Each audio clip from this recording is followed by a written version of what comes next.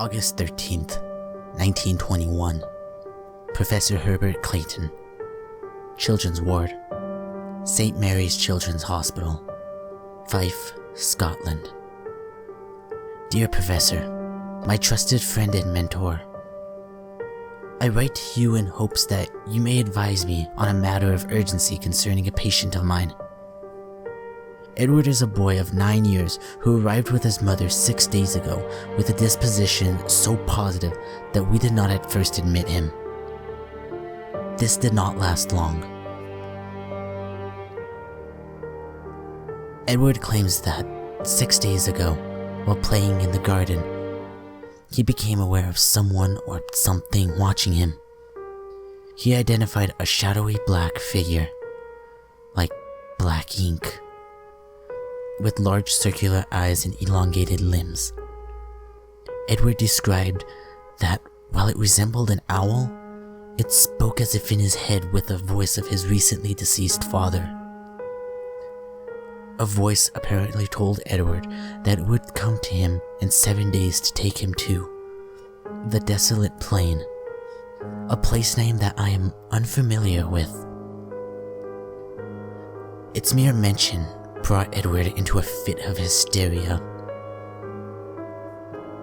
His condition has deteriorated quickly in the last few days. The boy has become convinced that the shadowy figure has returned and is moving closer each time towards him.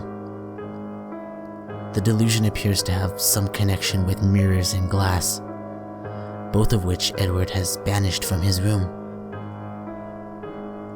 I write to you, Professor, because on the final night of Edward's imaginary deadline, I went to check upon the boy and found that he was not alone in his bedroom.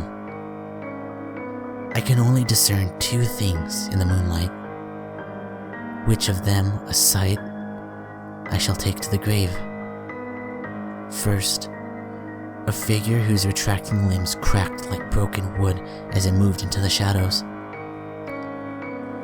The second, a look of such tragic consonance etched upon the child's face that none could suffer it and could be unmoved.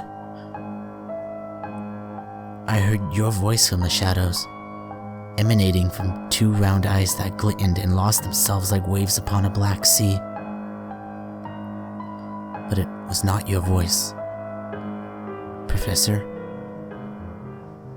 And I write to you now because Edward passed away this morning, and I am no longer alone, even when I believe myself to be.